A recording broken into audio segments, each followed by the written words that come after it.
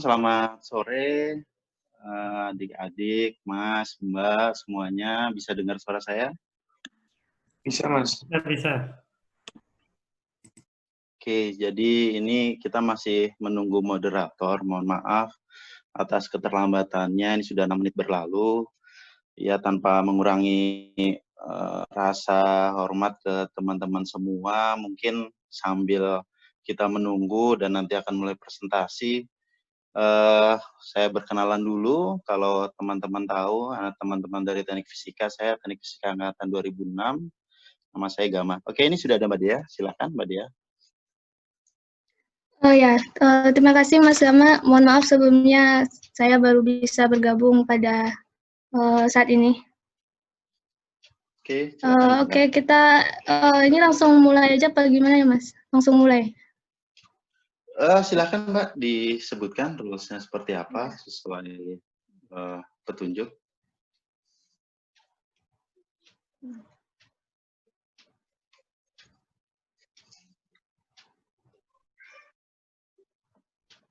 Halo. Oke. Halo. Layar saya udah kelihatan Mas? Sudah.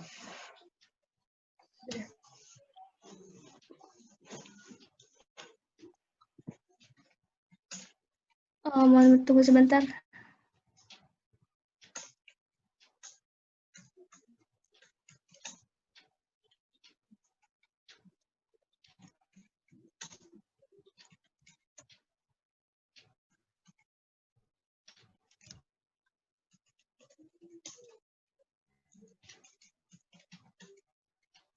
Oke, baiklah.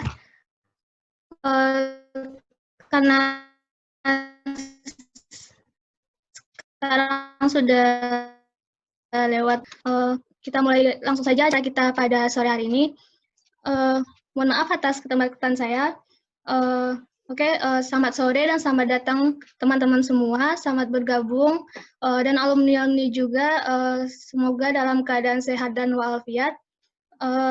Terima kasih atas waktunya yang telah menyempatkan untuk join di acara Kamase Alumni Talk Series pada minggu pertama ini. Baiklah, saya akan memperkenalkan diri terlebih dahulu. Saya Dea Salsabila, mahasiswi Teknik Fisika 2017, selaku moderator yang akan memandu acara pada sore hari ini. Baiklah, sebelumnya saya akan menyampaikan beberapa tata tertib yang akan kita jalankan pada acara ini, yaitu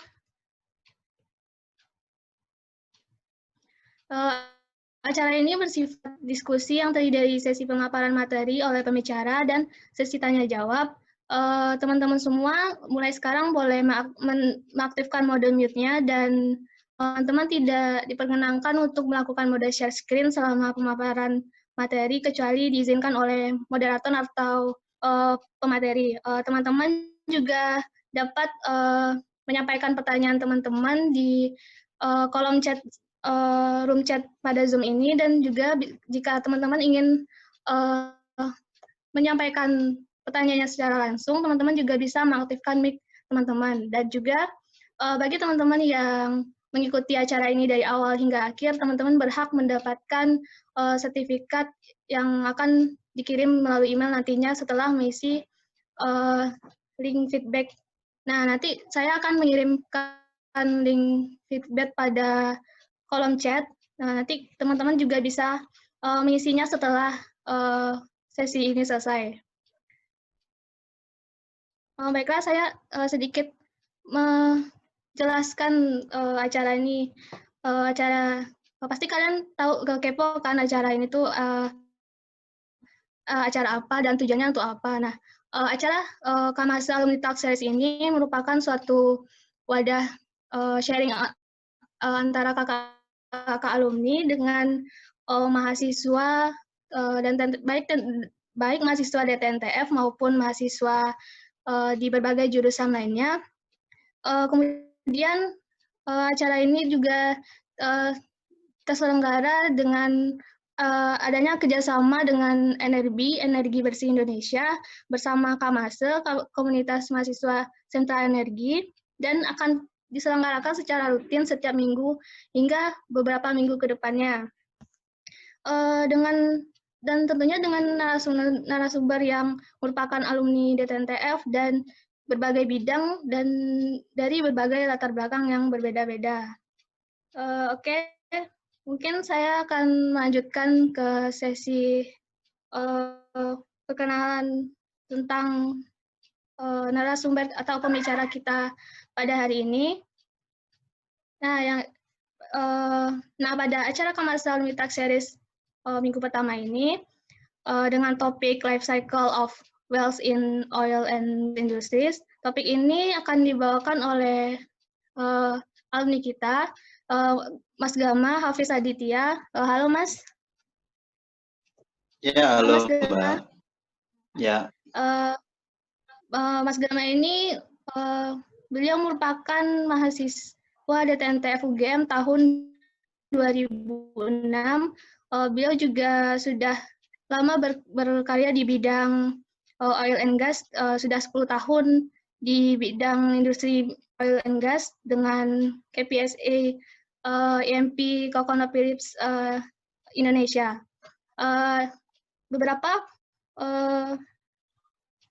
Beberapa pengalaman kerja beliau itu beliau dulunya itu production engineering by share maupun offshore. Beliau juga senior petroleum engineer dan juga wells operation supervisor.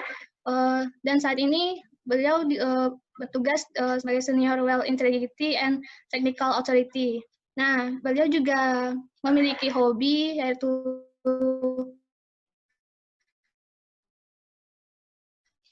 touring atau traveling daerah mana atau negara mana yang sudah beliau kunjungi, dan juga beliau menyukai kuliner seperti pada gambar beliau. Nah, untuk final assessment beliau itu improving string integrity failure in production and simulation for high temperature wells. Nama beliau di bidang oil and gas ini. Langsung saja tanpa memperbanyak waktu, untuk sesi pemaparan materi ini oleh Mas Gama Hafiz Aditya. Kepada Mas Gama, mungkin bisa membagikan sehingga hari ini kita dapat mendengarkan pengalaman Mas Gama. Mungkin Mas Gama sudah siap untuk membagikan pengalamannya kepada teman-teman semua. Ya, Mbak, silakan. Kepada Mas Gama, waktu dan tempat dipersilakan. Oke. Saya bisa share, Mbak Dea? Ya, bisa, Mas. Oke.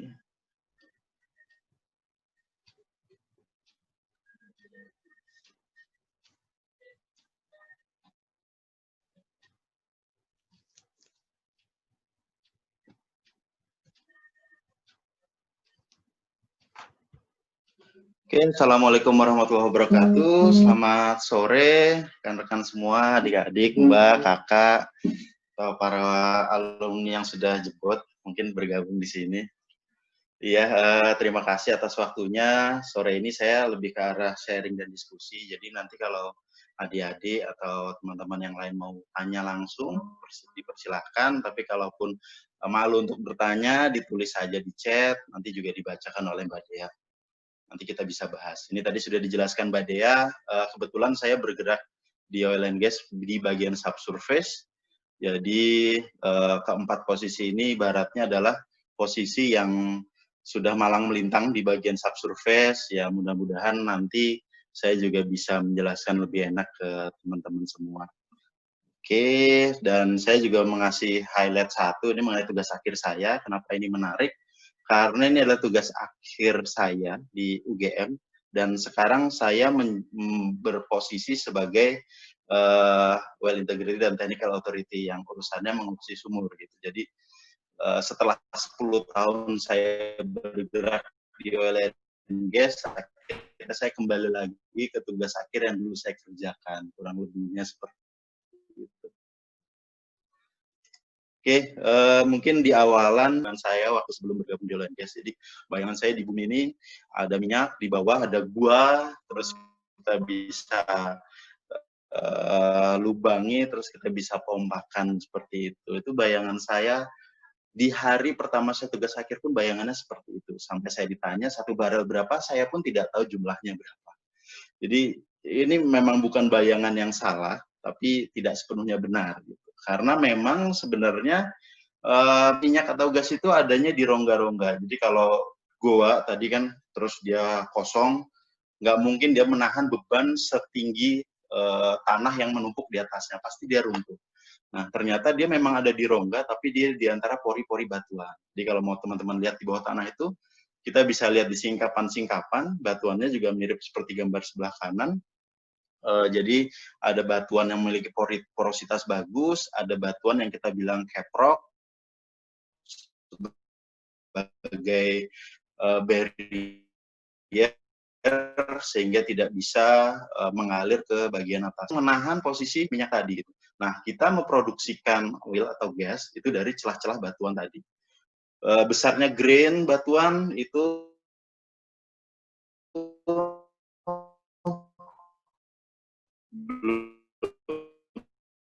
belum tentu isi minyaknya sama. Jadi posisi bentuk dari secara general biasanya minyak dan gas itu terletak di bagian atas. Kenapa? Karena di atas. Itu sebabnya kenapa air di bawah, karena air lebih berat dari minyak, terus gas lebih ringan dari minyak. Jadi selalu dia ada di bagian top dari reservoir. Kalaupun ada di bagian ya di situ air akan di bagian bawah. Apa itu betul? Nah, sebenarnya kalau kita belajar subsurface, di sini saya tidak akan jelaskan detail karena itu teman-teman. Diagram fase itu menunjukkan dengan naiknya temperatur dan pressure yang katakanlah konstan, maka dia akan berubah jenisnya dari liquid menjadi gas. Nah, kita tahu Indonesia ring of fire. Artinya apa? Kita panas, sedangkan pressure seluruh dunia itu ya 11-12 lah angkanya, nggak jauh berbeda. Tergantung dari overburden dan mekanisme yang terjadi dari pembentukan minyak. Tapi poinnya artinya dengan ring of fire, temperatur tinggi, kita nggak mungkin mempunyai liquid dalam jumlah besar. Oh, ternyata betul. Di Indonesia kalau dikaji pun yang paling banyak adalah gas. Jadi itu adalah satu paradigma yang akhirnya saya ketahui setelah saya bekerja. Dan kebetulan saya di bagian subsurface, hari-harinya menganalisa data tersebut dan akhirnya tahu, oke, ternyata kita itu gas majority. Nah, kalau bisa dilihat di kanan, ini adalah sampel batuan yang kita ambil. Nah, bagaimana kita melihat batuan itu mengandung minyak? Salah satunya kalau kita mau dapat physical bukti secara fisik, ya kita kasih di sini sinar ultraviolet. Jadi dia akan berpendar, warnanya menjadi biru. Itu yang kadang kita lakukan saat kita melakukan drilling, kita dapat sampel potongan batuan, kita pakai UV, oke, kita ada di zona minyak atau di zona yang lain. Oke, teman-teman, jadi saya di sini itu hanya perkenalan, jadi supaya sama persepsi kita. Di dalam bumi itu sebenarnya bukan rongga atau gua yang isinya minyak atau gas, tapi dia ada di pori-pori batuan. Nah, di sini saya akan menjelaskan sebenarnya saat kita berbicara terhadap sumur, jadi ini adalah dunia yang sangat khusus di salah satu industri, yaitu di migas. Yang berbeda dengan industri lain adalah bagian sumur ini, karena teknologi yang dikembangkan, alat-alatnya pun itu khusus untuk mengatasi masalah-masalah dalam sumur. Jadi peralatannya pasti beda dong dengan industri yang lain. Di sini nanti saya akan jelaskan dari drilling completion production, jadi satu, well intervention sendiri, well integrity, dan P&A. Kebetulan satu cycle ini saya sudah melewati, alhamdulillah dalam 10 tahun ini. Jadi saya bisa memberikan gambaran lebih nanti kalau teman-teman bertanya. Nah, dalam sumur, teman-teman bayangannya sumur seperti apa? Jadi kalau pernah lihat orang gali sumur air, sebenarnya sama seperti itu. Drilling di sumur minyak. Bedanya adalah kita di sumur minyak selain equipment yang lebih banyak, kedalaman. Jadi kedalaman itu kita bisa sampai 3 kilometer, ya 3 yang terdalam mungkin sekarang ini di sekitar 5 kilo ya, setahu saya yang aktif berproduksi. Tapi ya itu sangat dalam sekali. Nah, saat kita melakukan drilling, apa saja yang terjadi nanti kita lihat. Itu untuk bagian bawahnya. Jadi bawahnya itu sebenarnya hanya tersusun dari pipa-pipa yang ditumpuk seperti ini. Untuk apa pipa ini? Nanti saya jelaskan di belakang. Di bagian atas hanya terlihat Christmas tree kita bilangnya. Kenapa tree? Ya karena dia bentuknya seperti pohon ya di sini. Jadi ini adalah kepala sumur. Nah di surface hanya terlihat tree-nya saja, dan di bawah adalah lubangnya. Lubangnya hanya pipa-pipa dari selubung yang kita susun. Nah, apa itu fungsi drilling? Jadi drilling ini sebenarnya ya. Oke. Jadi drilling ini sebenarnya fungsinya hanya satu, oil atau gas yang ada di, kita bilangnya formasi atau reservoir. Nah, kalau kita tidak bisa mengakses bagaimana berproduksinya, itu satu hal. Nah, di drilling ini, teman-teman mungkin sering mendengar, melihat, atau pernah ada yang nonton TV-nya gitu ya, filmnya. Ada beberapa tipe-tipe macam drilling rig sebenarnya. Ada yang mobile rig. Mobile rig itu dia pakai truk, jadi dia kemana-mana membawa menaranya, gendong seperti ini. Land rig itu adalah yang kita susun, jadi dia terdiri dari beberapa bagian, kita susun ke atas. Ada juga heli, kita harus, daripada kita menyiapkan area saja yang dibutuhkan untuk peralatan drilling. Jadi paradigma selama ini kan, oh salah, ini usaha minyak, hutan-hutan gundul. Sebenarnya tidak seperti itu. Kita juga memikirkan seberapa mahal buat jalan ke sana dengan memotong sebanyak pohon itu. Jadi kita juga beberapa kali menggunakan heli rig. Nah, untuk offshore sendiri kita ada jack-up rig. Ini jack-up rig contohnya ada semi-submersible dan juga ada drill ship. Ini untuk kegiatan offshore. Dan itu ditentukan dari mana, dari kedalamannya. Jadi submersible itu kita biasanya yang dangkal sampai yang semi-sub yang sampai 5.000 feet kedalaman airnya. Oke. Nah, kalau teman-teman mau tahu bagian rig itu apa saja, jadi saya kebetulan di sini pernah jadi company man. Jadi company man itu adalah orang nomor 1 di rig. Jadi semua service company tunduknya ke company man. Mau itu Schlumberger, Halliburton, Weatherford, semua yang disebutkan itu tunduknya ke company man. Karena apa? Company man yang akan menerapkan program dari perusahaan, target drilling di mana, caranya seperti apa yang dibutuhkan, siapa yang menyiapkan, itu adalah call out-nya dari company man. Jadi tidak pernah ada cerita misalkan Bowell, Schlumberger, dia menolak orang company man bisa langsung suruh pulang, layout. Saat itu juga. Saya pernah di posisi itu dan pembelajaran yang sangat baik, terlepas dari tanggung jawab yang besar, di sini jujur, kita menghadapi sumur drilling. Saya selalu ingat pesan mentor-mentor saya saat kita melakukan drilling, kamu itu memegang ekor harimau, which is sewaktu-waktu dia bisa berbalik dan gigit. Jadi tidak sepenuhnya aman, meskipun kita tahu peralatan di sana sudah banyak. Nah, untuk drilling sendiri, mungkin teman-teman bertanya menara ini sebenarnya untuk memasukkan pipa ke dalam sumur untuk melakukan drilling. Jadi kita rangkai pipanya, di bawahnya ada bit, nah nanti bitnya yang berputar, nanti kita tambah per join, kita bilangnya, satu join itu 30 feet, itu ditambah terus sampai kedalaman yang kita butuhkan. Nah, jadi menara itu sebenarnya cuma fungsinya untuk merangkai pipa saja. Nah, terus ada berikutnya ini, saya tampilkan di sini adalah top drive, ini bagian yang berputar, atau di bawahnya ada Kelly yang ada di working floor sini, kita bilangnya Kelly atau top drive. Top drive ini robotik, ya, dia ada di atas, kita bisa mudah menggerakkan atau melepaskan sambungan itu dengan top drive, tapi kalau tidak manual, zaman dulu menggunakan Kelly. Nah, ini yang berputar. Jadi selain kita berputar, kita juga nantinya saat drilling memompakan sesuatu ke dalam sana. Fungsinya apa? Itu yang pertama melumasi bit dan juga mengangkat kotoran yang sudah kita bor. Jadi kan tidak mungkin kalau itu tidak diangkat. Teman-teman bisa bayangkan ngebor, itu kan sangat sulit ya, ngebor dinding itu, bor dinding. Kalau yang teman-teman pernah mencoba, itu ngebor dengan dalam sekitar 10 cm saja kan sangat sulit gitu, dengan tanpa ada bantuan pelumas ataupun kalau debrisnya tidak keluar. Debris itu hasil potongan itu. Jadi secara mekanisme sangat mudah. Ya, poinnya kita hanya perlu dorong ke bawah, putar, dan sirkulasikan debris tersebut.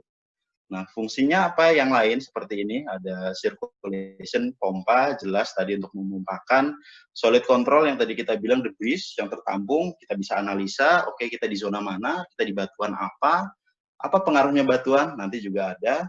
Blowout preventer, nah ini adalah bagian pengaman kita. Jadi saat kita menemukan zona yang ternyata overpressure, kita kaget ya karena tidak siap di atas, pressure pasti naik, kita akan tutup BOP well secure untuk saat itu. Tapi ingat, pressure tetap ada di dalam.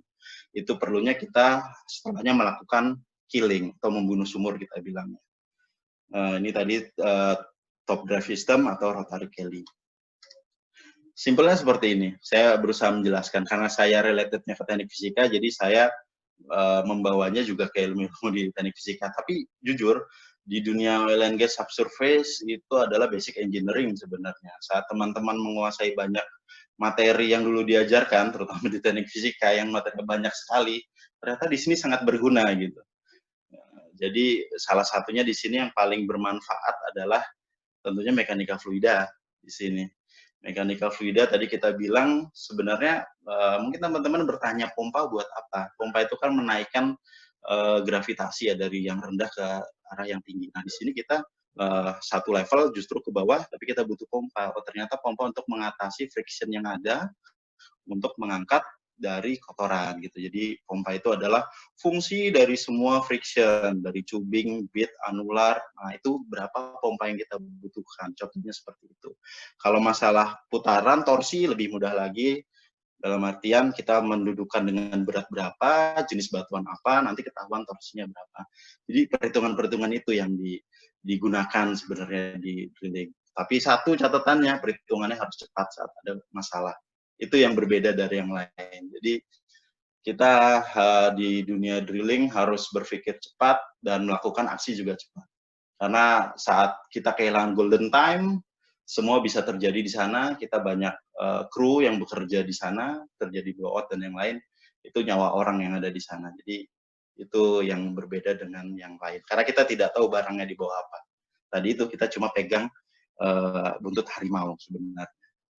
Nah, drilling ada yang kita bilang vertikal, ada yang kita bilang direksional. Cara menggerakkan bitnya ke sana, kembali lagi, pertama adalah hidrolik. Tadi teman-teman tahu bahwa kita pompa dari atas, tidak mungkin kita memasukkan kabel ke bawah, terus di bawahnya pakai bit, ada motornya, kabelnya pasti putus dong dengan dalamnya 2 kilo tadi itu, dan juga dia tidak mempunyai berat untuk menekan batuan. Jadi kalau dibayangkan semua itu di bawah elektrik, bukan. Semuanya itu hidrolik di bawah sana. Kita memberikan respon ke yang namanya directional drilling di bawah. Jadi ada sebuah motor yang menggunakan hidrolik, kita berikan pulse ke sana untuk dia menggerakkan, bergerak ke kanan, ke kiri, ke atas, atau ke bawah.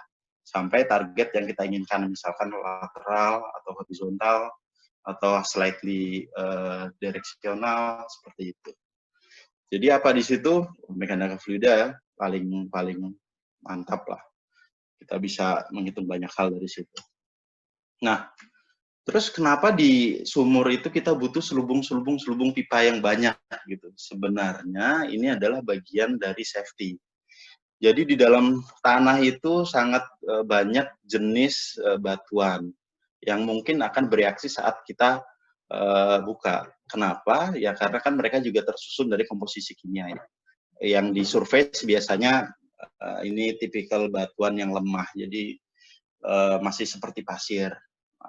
Pengaruhnya apa? Saat kita pompa, kita akan loss ke dalam sana. Jadi kita tidak bisa mengangkat debris, artinya kita tidak ada progres. Itu satu. Apa swelling? Swelling kita menggunakan kita tidak bisa menggunakan air. Salah satunya adalah swelling. Jadi saat kita melakukan bor, ternyata kita tidak mengetahui karakternya, bornya kejepit karena si batuannya itu swelling atau ya berubah bentuknya gitu, jadi lebih besar. Nah itu juga berbahaya karena tidak mungkin kita akhirnya pindah ke sumur lain karena semua sudah terprogram, itu harus diatasi.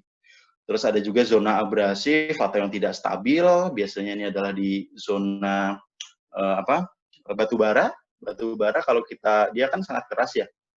Kalau kita pecahkan, pecahnya tuh bisa kemana-mana gitu. Jadi itu daerah yang tidak stabil. Ini yang menjadi tantangan buat teman-teman untuk ngebor di daerah Kalimantan karena di sana banyak coal bed metan, dan kalau itu runtuh ada terjadi surface blowout kita bilangnya. Jadi itu keluar dari coal bed metan dan itu ke atas. Nah, itu harus ditangani. Terus ada juga zona fracture. Ini adalah zona yang memiliki natural fracture, jadi rekahan di batuan. Itu juga menjadi concern buat drilling karena saat kita kehilangan liquid di dalam sumur, ini bisa gas yang masuk ke dalam sumur yang kita bor. Nah itu kalau gas gradiennya ringan, tiba-tiba bisa sampai atas dan bisa menendang semua yang di atas atau blowout kita bilangnya.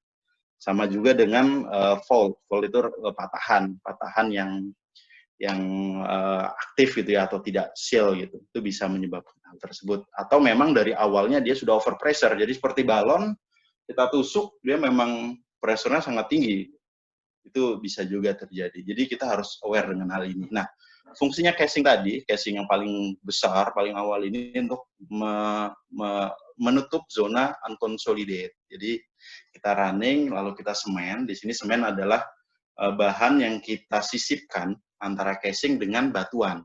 Fungsinya supaya tidak terjadi komunikasi lagi dengan dalam sumur. Nah, jadi setiap permasalahan biasanya kita running casing.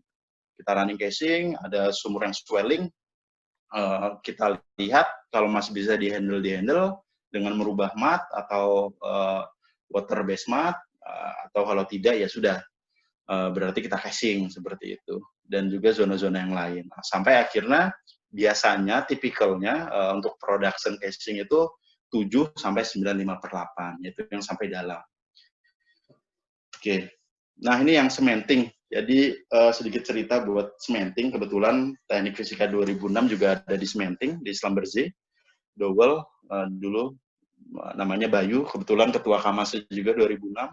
Rekan-rekan mau tahu lebih dalam tentang cementing, bisa panggil Bayu, dia akan menjelaskan jauh lebih detail dibandingkan saya. Karena saya tahunya scope secara besar, pekerjaan, objektifnya apa, dan solvingnya seperti apa. Tapi kalau di sini lebih ke arah Bayu pasti sangat menguasai nanti bagian chemicalnya apa, di mixture seperti apa, itu Bayu lah nanti.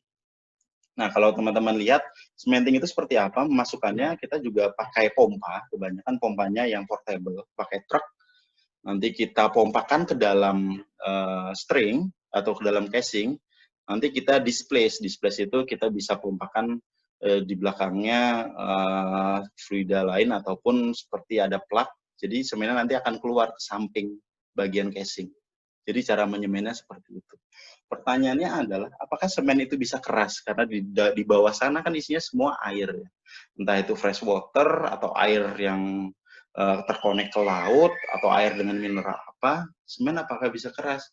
Ternyata semen tetap keras juga gitu. Nah itu nanti coba ditanyakan ke Bayu, kenapa semen tetap bisa keras gitu, ke dalam air? Tapi itulah yang memang ada. Jadi memang ada proses kimia di mana si semen itu menyerap air saat proses pengerasan, dan akhirnya dia menjadi keras dengan temperatur. Jadi dia tidak pengaruh di sana ada air atau tidak. Justru temperatur itu yang membuat dia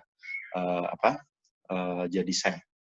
Nah, yang unik di bawah adalah kita tidak pernah tahu apakah semennya bagus, casingnya sampai bawah bentuknya masih bulat, atau seperti apa. Nah, ini yang uniknya subsurface. Jadi kita banyak melakukan kegiatan logging ke bawah. Logging itu untuk apa? Ini contoh logging ya, suatu alat yang kita deploy ke bawah untuk melihat.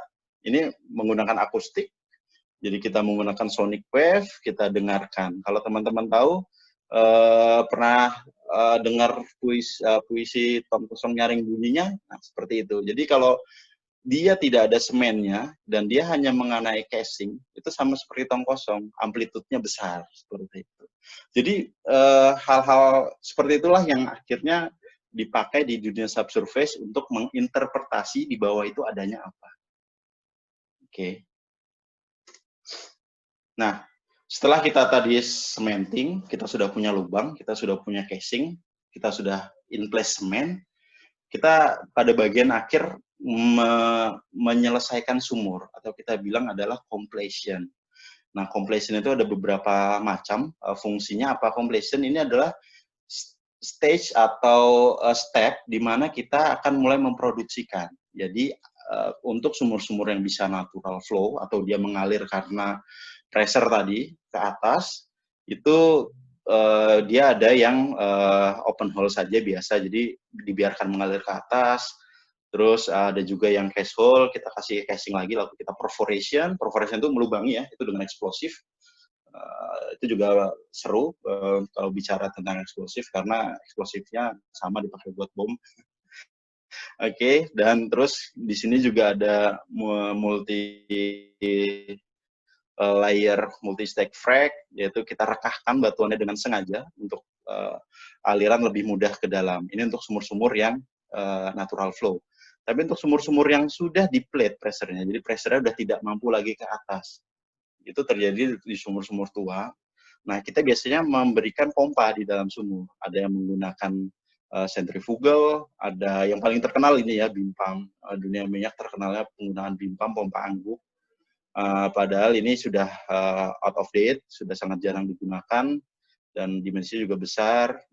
Kita kebanyakan sekarang submersible electrical, ataupun progressive cavity pump yang sekarang, ataupun gas lift. Gas lift ini kita dengan mengurangi gradien. Jadi kan poinnya tadi hanya mengurangi gradien ya, kalau kita memproduksikan minyak.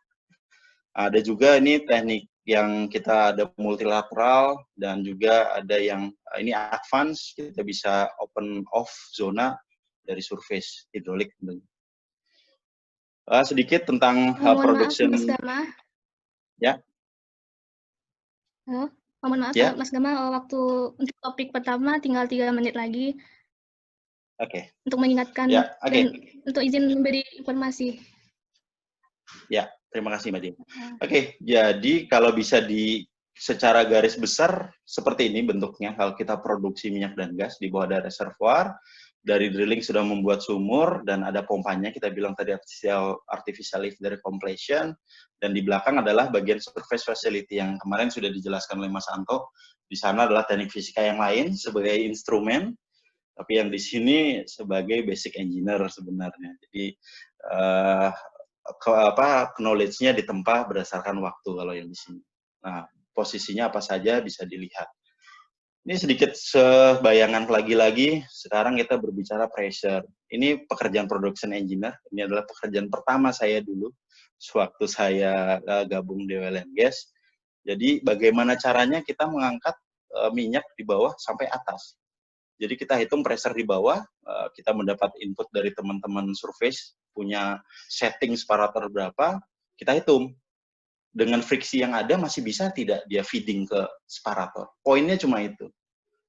Apa yang dihitung, ya semua friction yang ada. Jadi kembali lagi friction. Semua di bawah itu ternyata tidak jauh dari friction.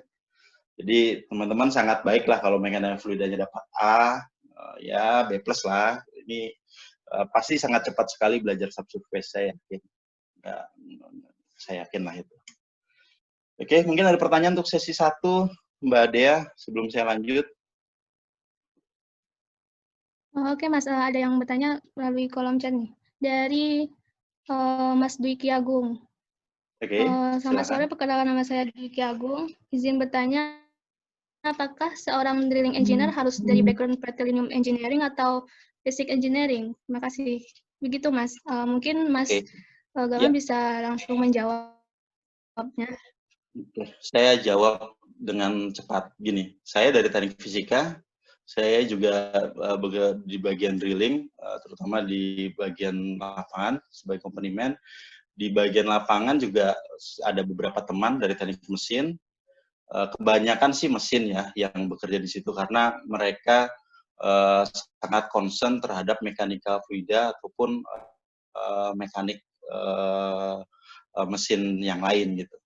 Cuman itu tidak menutup kemungkinan, karena tergantung teman-teman mau belajar atau tidak. Poinnya itu. Kalau teman-teman selalu menutup diri, wah diri saya ini instrumen, nggak mau belajar yang lain, ya sudah, artinya akan jadi itu saja gitu kalau di dunia oil and gas, seperti itu. Jadi sebenarnya open semuanya, bahkan di bagian saya teknik fisika, teman saya teknik kimia, satunya teknik perminyakan. Kita bertiga beda-beda semua. Dan beda-beda universitas juga. Gitu. Jadi semuanya bisa. Oke. Oke, Next. begitu Mas Diki Agung. Untuk informasi sedikit, Mas. Jadi Mas Gama akan nantinya akan memaparkan 4 topik besar. Mungkin teman-teman nanti bisa langsung raise hand aja atau langsung tulis pertanyaannya di kolom chat ini. Dan nanti saat di akhir sesi subtopik ini nanti akan disampaikan pertanyaannya kepada Mas Gama. Oke, silakan lanjutkan Mas Gama. Oke, selanjutnya well intervention. Jadi di sini saya sengaja untuk bagian-bagian yang kita punya alumninya, saya akan bahas lebih detail. Dalam artian cuma memperlihatkan bahwa variasi pekerjaan itu akan sangat banyak gitu, dan apa sih yang dikerjakan. Nah, ini berikutnya adalah well intervention. Jadi kalau tadi kita bicara drilling, completion, dan production itu adalah born to life gitu, jadi sumur itu jadi hidup. Nah, well intervention ini membuat sumur selalu aktif berproduksi. Jadi disinilah salah satu yang bisa mengextend lifetime dari sumur. Katakanlah kalau kita produksi dari reservoir A, 10 tahun dia akan mati. Ternyata ada reservoir B, itu well intervention yang mengerjakan dengan sumur yang sama. Jadi dia mengextend lagi katakanlah 5 tahun, ada C 3 tahun gitu. Jadi seperti itu. Nah, apa sih well intervention isinya? Di sini ada slick line, ada wireline, coil tubing, snubbing, dan walkover. Ini sebenarnya nama untuk rig juga. Ini pasti teman-teman akan bertanya, ini barang apa gitu, ini tidak. Ini adalah jenis saja buat teman-teman tak ketahui ya, bahwa yang kita masukkan ke bawah karena bentuk yang kita masukkan adalah casingnya adalah tubular, semua peralatan yang kita masukkan ke bawah itu juga bentuknya tubular. Nah, artinya sama dong semuanya. Oh, ternyata tidak. Semua punya desainnya masing-masing. Ini slick line.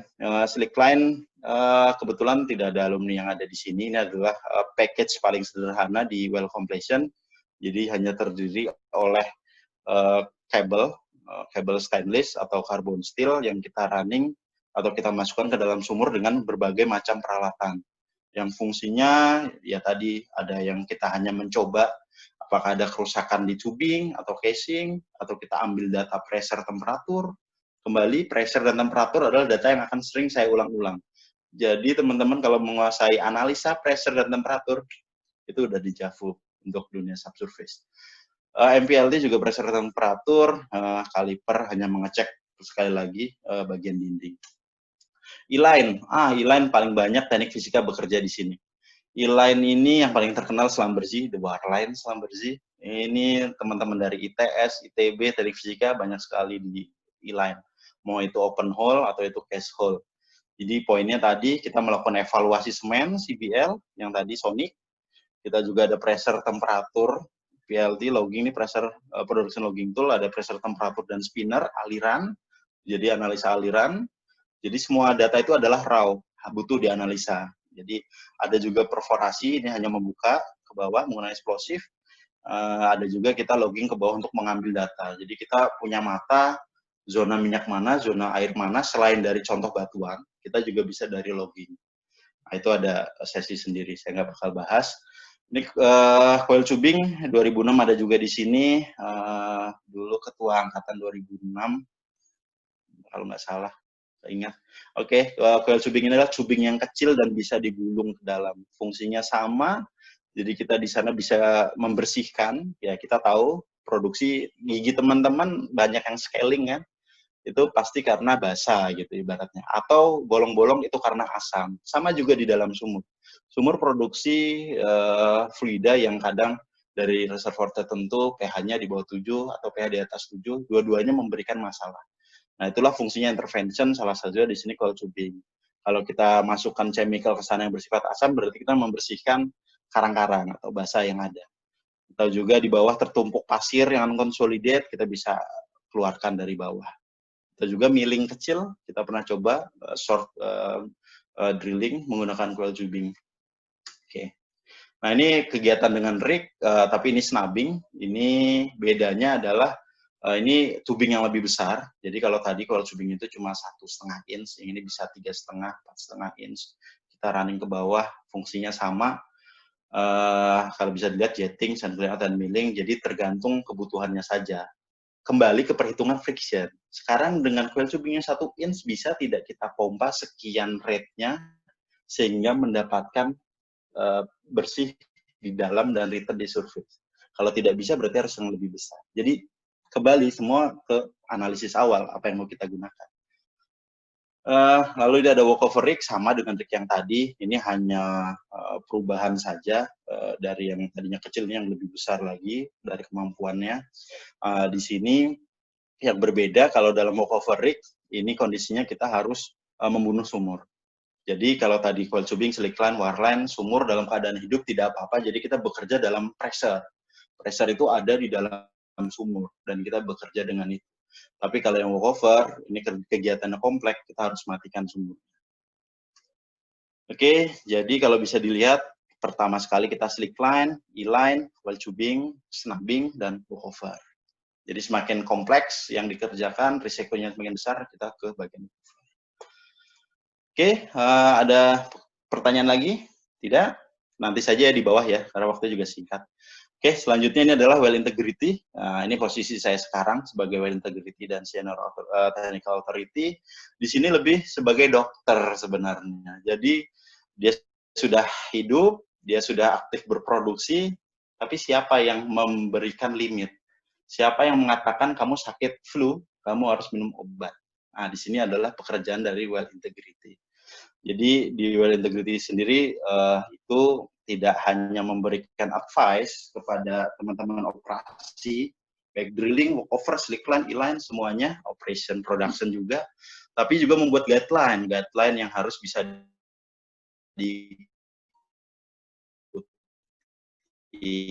yang tentunya dari standar semua kan ada SNI, ada yang dari luar juga, itu kita adopt supaya bisa sesuai dengan kondisi sumur kita.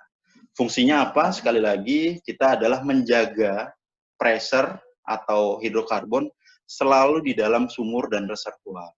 Kalau di luar, itu namanya blowout. Terjadi blowout, pencemaran minyak di mana-mana, kebakaran dari rig-nya, korban jiwa. Jadi fungsinya well integrity adalah sebagai dokter atau ya advisor saat oil and gas. Ya kebetulan saya dipercaya di ConocoPhillips, ya sangat prestis untuk posisinya. Tidak melihat dari itu, saya melihat dari pelajaran yang bisa didapat. Karena dari situ saya bisa berkumpul dengan top global well integrity dan bisa membicarakan permasalahan sumur yang ada dan dapat semua input dari seluruh dunia. Jadi sangat menarik. In term of knowledge ya. Sedikit mengenai Mokondo, mungkin teman-teman ingat di Water Horizon, semua mungkin sudah melihat filmnya. Fenomenal, dan juga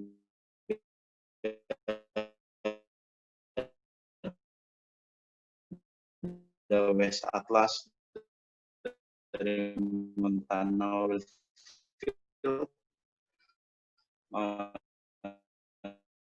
2009, nggak akan detail di sini bercerita itu adalah kegagalan dari cementing tadi yang kita bicarakan. Jadi bagaimana mengevaluasi semen tadi secara akustik kita bisa tahu apakah semen itu isolasi atau tidak. Di situ juga fungsi ini cukup sehat, kita bisa lanjutkan ke step production atau kita tutup sumur ini untuk selamanya. Menutup sumur selamanya sekian juta dolar itu bukan kegiatan yang mudah untuk melawan manajemen. Ya, jadi saya tidak ada di bagian manajemen, jadi benar-benar sebagai individu yang didapuk untuk menganalisa semua kemungkinan yang terjadi. Oke, jadi pentingnya integrity, safety, jelas, environment, kita tahu penyebaran dari Mokondo kemana saja dan efeknya ke lingkungan sangat masif. Terus rig yang terbakar dan fasilitas lain itu tidak sedikit. Dan juga reputasi juga akan turun. Di sini saya ambil contoh dari BP, dia turun dari bursa saham langsung jauh sekali. Ya tentunya dari production. Jadi untuk sumur yang berproduksi tinggi, saat kita tidak bisa mengestimasikan berapa lama dia hidup, tiba-tiba mati, pasti gangguan jadi perusahaan. Itu tidak dibenarkan dalam sebuah bisnis proses. Oke, jadi fungsinya apa? Sebenarnya fungsinya tadi hanya untuk menjaga fluida tetap di dalam sumur. Nah, di tempat saya bekerja, di situ kita harus memiliki 2 barrier yang sebagai penghalang. Jadi satu gagal, masih ada barrier yang lain, tapi sumur harus disatin untuk memperbaiki barrier berikutnya. Barrier itu apa? Tadi teman-teman tahu ada tubing, ada casing, ada semen yang kedua. Nah, itu kita sebut primary barrier, biasanya tubing. Kalau tubing gagal, masih ada casing yang mengkonten dari kegagalan tadi. Nah, kalau casing ini gagal, kita juga masih ada, katakan ini top of semennya sampai atas, barrier ketiga. Tapi kalau ini top of semennya di bawah, cuma double barrier.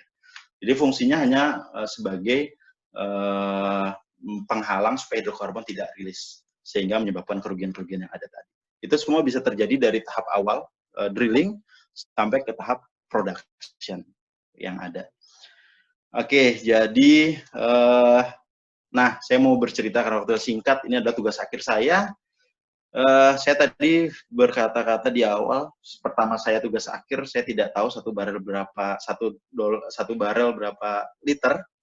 Itu jujur saya tidak tahu, tapi jujur saya juga di tugas akhir adalah orang pertama yang menyelesaikan. Jadi dalam 1 bulan,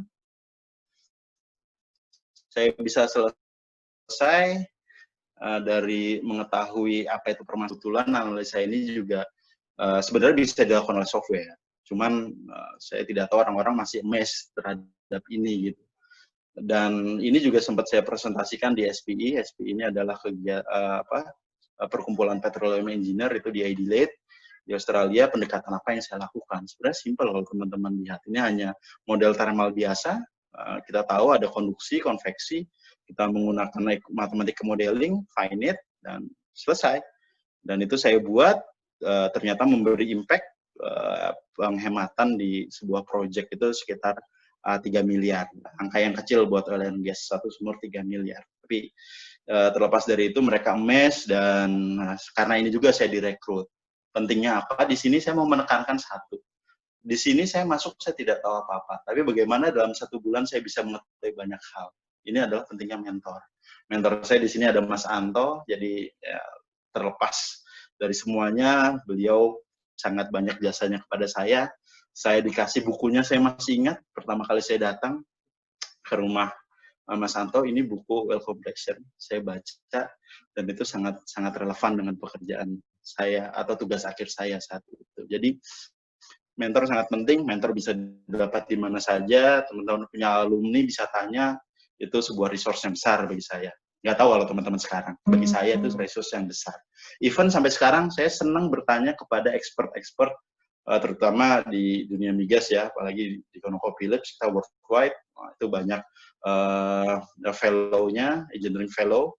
Saya senang menanyakan sesuatu yang memang saya mau belajar gitu, bukan saya ingin sok tahu atau mengetes mereka, bukan. Jadi seperti itu. Itu tips buat teman-teman.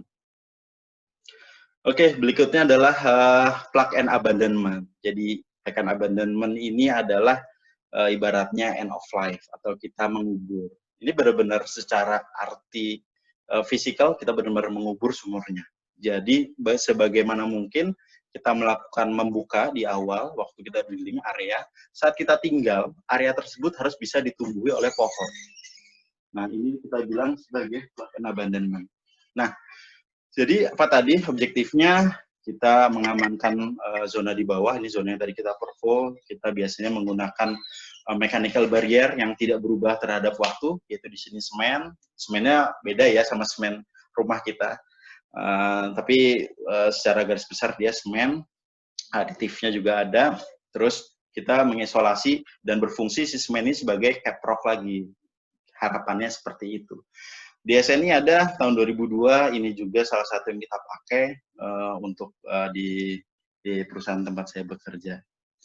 Jadi ini juga melindungi kalau dia tidak terkonten dengan baik, terus dia mengotori air permukaan, warga sekitar bisa keracunan, itu lain hal. Maksudnya makanya penting sekali saat kita mem-P&A atau kita mem-plug and abandon itu benar-benar komplit dan sesuai dengan tata cara yang ada. Ini sebagai gambaran tadi, kalau sumur aktif itu adalah wellhead, temporary abandon, ini hanya cuma sampai sini, ini bagiannya kita cap, jadi masih ada wellhead-nya. Cuman kalau P&A, jadi kita sudah gali ke dalam dan kita potong casingnya di beberapa di kedalaman tertentu. Kita potong semua dan semuanya kembali seperti awal. Dan tentunya di bawah ada semen yang bertumpuk-tumpuk ke bawah. Dan itu harus dites, ada prosedurnya. Nah, untuk sumur-sumur yang die hard, nah ini die hard, banyaklah sumur die hard 3, die hard 4. Itu kita menggunakan standar Norsok. Norsok ini Norwegian standar. Ini untuk mereboisasi atau mengembalikan fungsi dari capro. Jadi bagaimana kita mengamankan sumur supaya benar-benar tidak ada lagi intrusi dari bawah. Dan mengikuti ini benar-benar challenging. Mungkin ini juga masukan nanti buat oil industry kita. Kebetulan karena di perusahaan saya sangat update mengenai teknologi, jadi kita selalu menerapkan yang paling proper lah, seperti itu. Oke, mungkin itu. Silakan tanya jawab dan diskusi 3 menit sebelum waktu selesai. Oh, baik Mas, ini ada pertanyaan dari Bella dari Kamase 2016. Tadi disebutkan terkait scaling untuk industri dan oil and gas. Sendiri kecepatan terjadinya scaling itu seberapa besar dibandingkan dengan panas bumi. Kemudian untuk mencegah scaling kan dengan mengatur pH atau juga bisa mengatur suhu reinjeksi, apakah juga ada mohon maaf Mas, bentar, ada terjadi kesalahan teknis. Oke, saya ulangi pertanyaannya ya Mas. Pertanyaan dari Bella, Kamase 2016, disebutkan terkait scaling untuk industri oil and gas sendiri, kecepatan terjadinya scaling itu seberapa besar dibandingkan dengan panas bumi. Dan kemudian untuk mencegah scaling itu, pengaturan pH atau juga bisa mengatur suhu reinjeksi ya Mas. Apakah ada pengaturan suhu di oil and gas tempat Mas bekerja atau gimana? Bisa dijawab oleh Mas Gama. Oke, jadi konsep produksi oil and gas dan geothermal sedikit berbeda. Jadi di oil and gas itu memang yang kita cari adalah air. Air yang menjadi uap. Tentunya uap tadi akan tetap membawa mineral yang ada dari bawah. Kalau oil and gas yang kita cari minyak. Kalau ketemu air justru kita tidak mau. Jadi otomatis scalingnya akan lebih ringan dibandingkan di geothermal. Itu satu. Yang kedua, metodenya banyak untuk menghilangkan scale di bawah.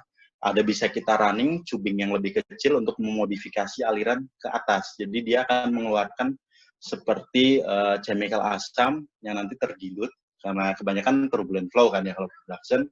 Nah itu nanti melindungi dinding bagian dalam dari tubing production.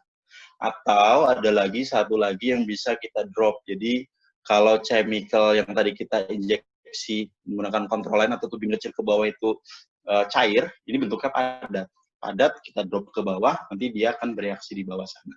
Itu ada juga. Jadi preventifnya itu, tapi kalau modifikasi temperatur tidak, itu tidak dilakukan. Modifikasi temperatur lebih dilakukan saat kita melakukan pekerjaan yang kita tahu temperatur di bawah overspec. Misalkan cementing.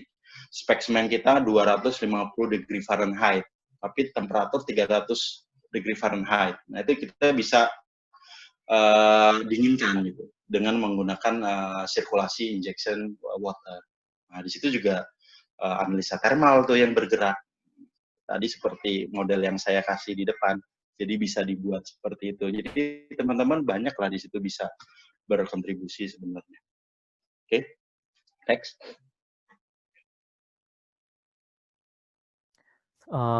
Selamat sore Mas Gama.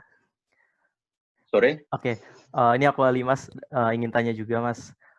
Jadi kan kalau di wilayah kerja panas bumi itu kan, kalau nggak salah tuh ada yang namanya kita memasukkan kembali atau reinjeksi air ke dalam bumi ya Mas, untuk menjaga ketersediaan uap panas di dalam bumi. Nah kalau di bidang oil and gas itu juga ada nggak Mas kegiatan serupa untuk menjaga sumber dayanya itu tetap stabil lah istilahnya Mas. Mungkin bisa beri penjelasan ya Mas. Ya, betul Mas Ali. Jadi memang ada yang namanya yang saya bicarakan dari tadi adalah primary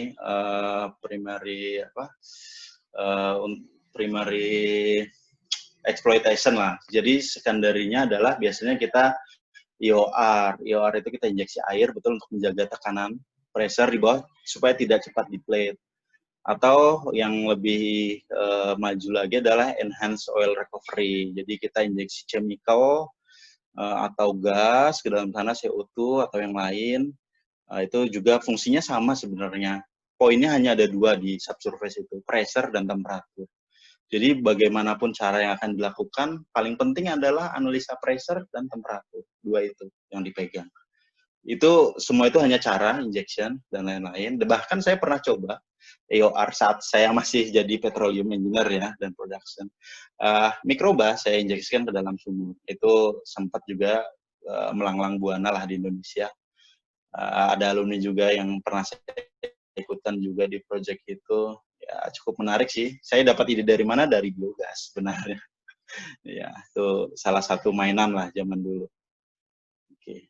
Tapi betul Mas Ali, jadi ada injeksi juga. Untuk disposal juga ada, jadi air yang terproduksi secara tidak sengaja atau yang tidak kita inginkan, kita dispose ke dalam sumur, itu juga ada yang kita lakukan. Tapi fungsinya lebih ke arah dispose saja supaya tidak mencemari lingkungan, jadi kita kembalikan ke dalam. Itu ada, dan itu yang di perusahaan saya lakukan. Kita tidak ada buang ke area lingkungan, tapi semua kita dispose ke dalam sumur kembali. Dan itu tidak murah juga sebenarnya. Tapi itu adalah komitmen masing-masing dari perusahaan. Next, Mas Ali ada lagi? Mungkin dari para peserta lainnya. Tadi terima kasih Mas atas jawabannya. Mungkin untuk para peserta lain jika ada yang ingin bertanya secara langsung, karena waktunya sudah mepet, jadi mungkin bisa langsung saja bertanya, mengaktifkan audionya. Ya. Kalau ada pertanyaan silakan. Permisi. Saya Ya. Agnes Mas dari Kamase, mau izin bertanya terkait yang tadi Mas Gema sempat singgung tentang EOR atau Enhanced Oil Recovery. Iya. Itu kan untuk salah satu teknologi injeksi yang sedang berkembang ya Mas saat ini, teknologi yang sedang berkembang gitu, dan masih setahu saya masih dalam tahap perkembangan gitu.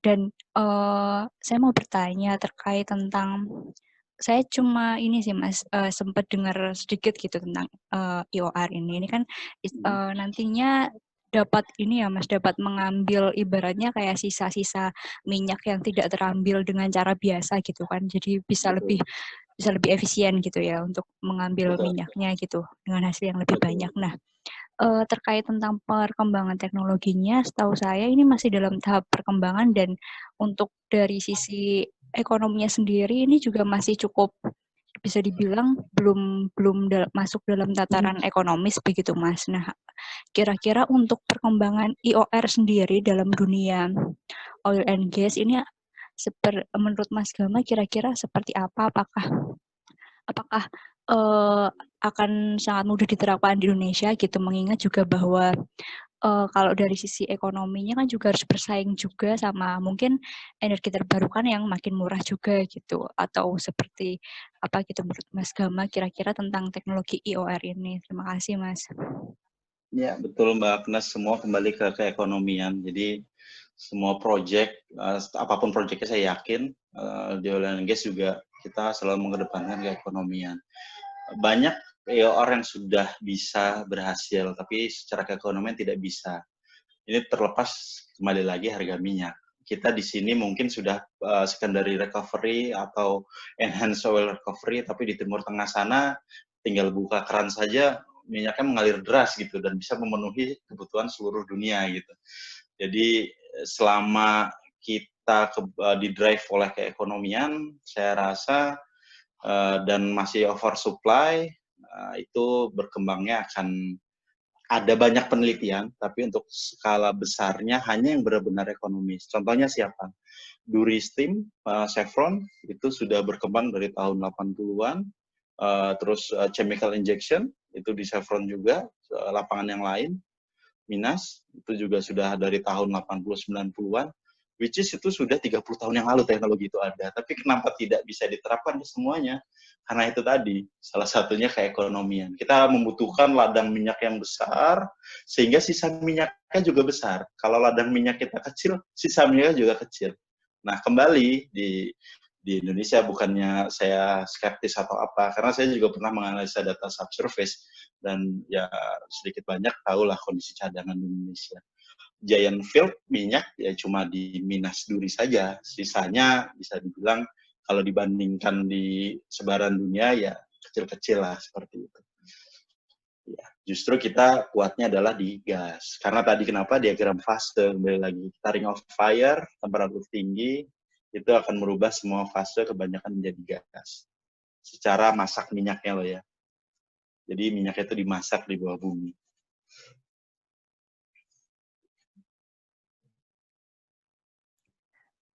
Oke. Jika ada pertanyaan lagi, silakan kepada teman-teman partisipan yang ingin bertanya. Tinggal unmute.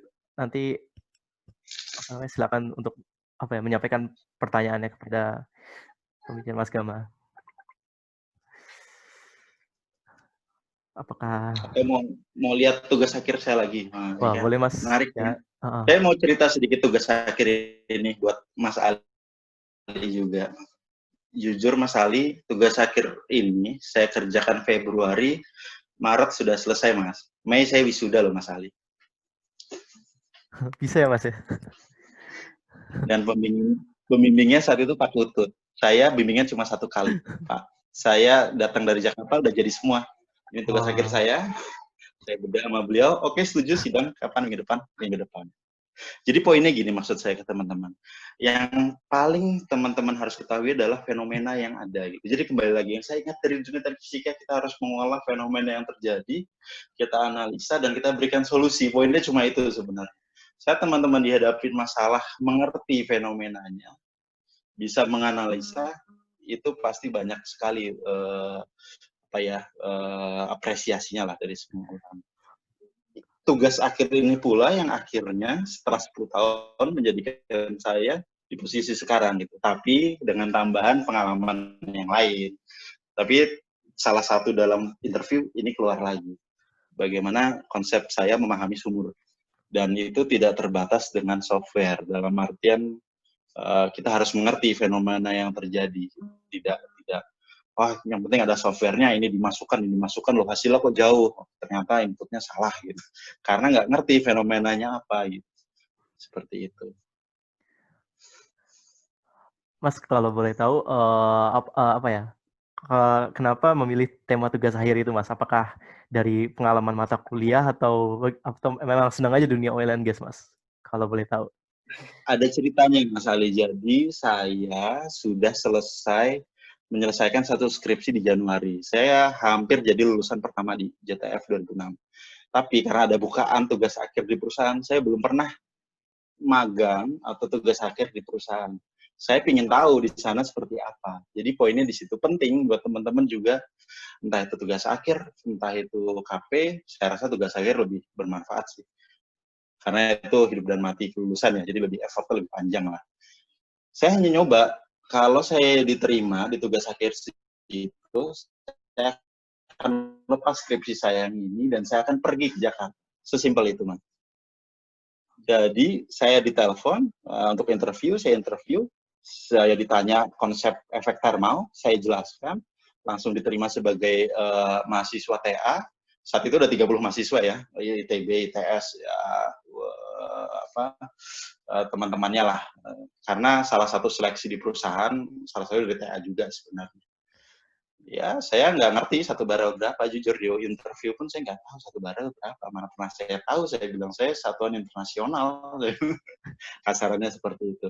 Tapi kembali tadi saya bilang, selain kita paham fenomena, mentor penting. Jadi sangat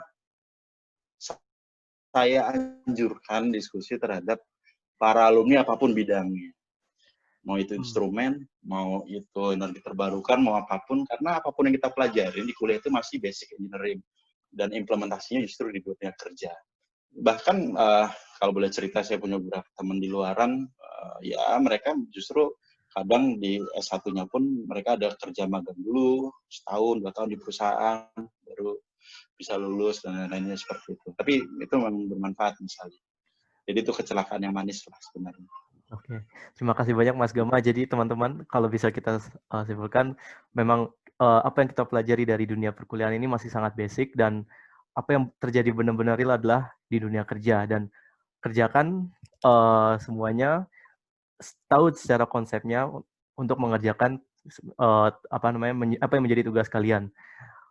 Mungkin itu dulu dari pertemuan kali ini. Terima kasih banyak Mas Gama yang telah meluangkan waktunya dan berkenan untuk membagikan pengalaman-pengalamannya kepada kami mahasiswa. Banyak sekali ini insight yang bisa kami dapatkan. Semoga sukses selalu Mas Gama di dunia oil and gas. Sama-sama Mas Ali. Ya, terima kasih juga kepada kakak-kakak alumni ini. Saya lihat banyak sekali yang datang. Ada Mas Ariel juga, ada Mas Arif. Dan tadi sayangnya belum ada Mas Anto tadi ya Mas ya, yang dari Pertamina juga. Itu legend juga alumni kita. Terus juga terima kasih kepada teman-teman peserta, teman-teman mahasiswa yang telah mengikuti acara Kamasa Alumni Talk Series hari ini. Semoga materi yang telah disampaikan bermanfaat, menambah gambaran mengenai dunia kerja dan menambah inspirasi atau semangat dalam menjalani studi di DTNTF. Serta semoga juga dapat mencerahkan mahasiswa semester akhir nih, seperti saya dan ada beberapa teman di sini, para partisipan yang sedang menyelesaikan tugas akhir, supaya memberikan gambaran bagaimana peluang berkarya setelah lulus di DTNTF. Untuk acara hari ini saya akhiri sampai di sini. Mohon maaf atas kesalahan saya, terus juga ada sedikit kesalahan teknis tadi dari moderator Mbak Dea. Untuk keterangan lebih lanjut mengenai acara Kamasa Alumni Talk Series berikutnya, nanti teman-teman partisipan bisa melihat di Instagramnya @ugmkamase atau juga di OA lain Kamase UGM. Nanti untuk mengenai acara hari ini, nanti kita akan sampaikan summary-nya lewat storygram UGM Kamase. Sampai jumpa di acara Kamase Alumni Talk Series minggu depan, dan salam sehat untuk semuanya.